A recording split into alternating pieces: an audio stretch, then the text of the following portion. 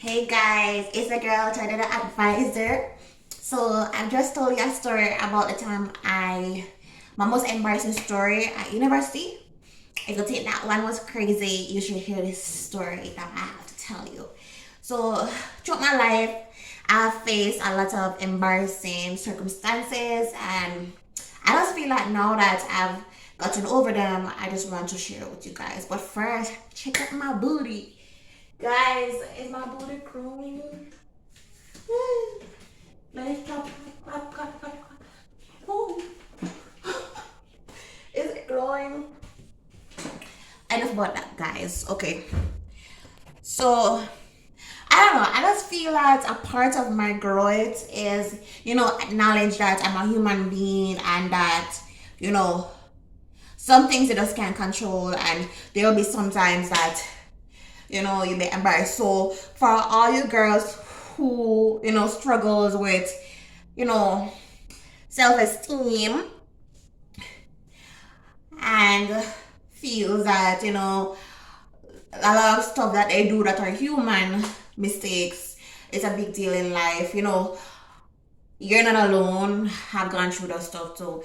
And I was saying that society likes to predict a trait of female feminism that makes females think that that's how they should look, act, speak, dress, or behavior. And I think that it needs to stop, because even on TV, like, you see people having extra flat stomach and a big behind, and then you find out that they do surgery. Most of them that do surgery. Oh, guys, keep in mind, speaking of big behind, I already have a big behind already, but I want a really flat stomach. Because, guys, like, I naturally have shape, and because I have polycystic ovarian syndrome, which is PCOS, I have a problem with my stomach. So my ovaries are not healthy, so it makes my belly big. And I'm thinking about doing a liposuction. I do have the money to do the surgery, but it's like, I'm scared. I don't want to not wake up, and I don't want to traumatize my family. So I want to do the surgery, but I'm scared. So I don't know, like, honestly, if I should do the surgery, I would want to go to the most expensive luxury surgeon in America. Even though it's so expensive, I think that expensive stuff are worth the while, because I just felt like they would be more trained and equipped to handle me. So I do have the money for an average doctor in America, but I don't have the money for those top class doctors, so the celebrity doctors. So I'm trying to get that one. What was I saying? Yes, let me tell you a story about how my boss embarrassed me. And I don't know if it was called for, but yeah, she called me out.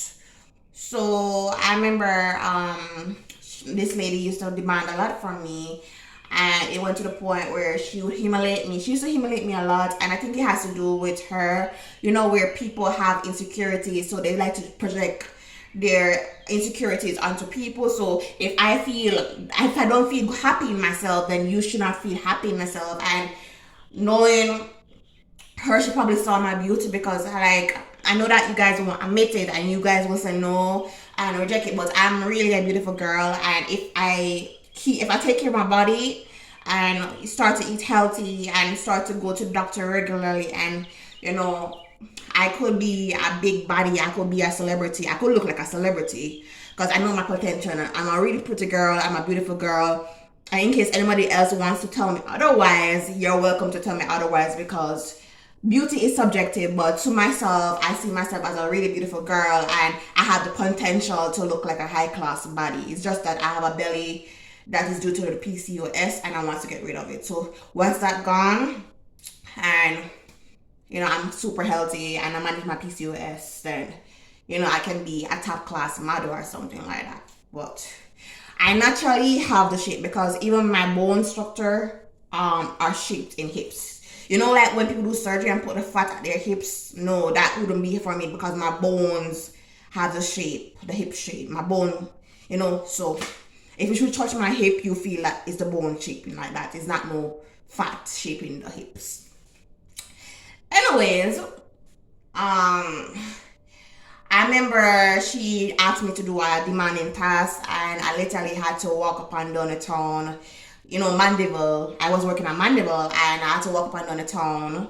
And keep in mind that if you're wondering why I don't drive, since I'm a hot girl and I know things are going for me, I have anxiety disorder, meaning that every single thing triggers me. So for me to drive, I would have bought a car a long time ago, because how much money I've been getting and making, especially on my OnlyFans and online, I could buy a car. But the thing about buying a car is that it comes with responsibility, and I cannot drive. I have anxiety, extreme anxiety, that even seeing a truck near me triggers me. And I know that because like somebody was carrying me in a test run to drive, and when I saw the truck, I was acting up and the person had to hold her wheel, so I just don't drive. Anyways, I remember coming after work up done the long day to do the work that she wanted me to do, where I could do it at her place. But of course, women tend to make other women life difficult. I don't know why, but they tend to do that. So females, if you want a woman to stand up for you, that will happen, honey. Anyways, I remember I came back to her place after 1 hour of walking up and down, and she said to me, Miss, such and such, Azalea, treasure, whatever, such and such, I see that there's an odor coming up from under you. Please check it out. I asked the other workers, and they were saying that they don't smell no odor to me. So I want to know if she really wanted to embarrass me. But when I went to the bathroom and did a check, I realized that my arm started to smell green, but it wasn't like a strong green. So I don't know how she smelled that. Maybe she has a high smell, but I don't know if I didn't wear no roll-on or because I was walking up and down. Keep in mind that, some people have light roll-ons because they don't do much task. So she did embarrass me, but yeah, that was embarrassing, and that's the story. Bye guys, thank you guys for watching. Please remember to like, comment, and subscribe.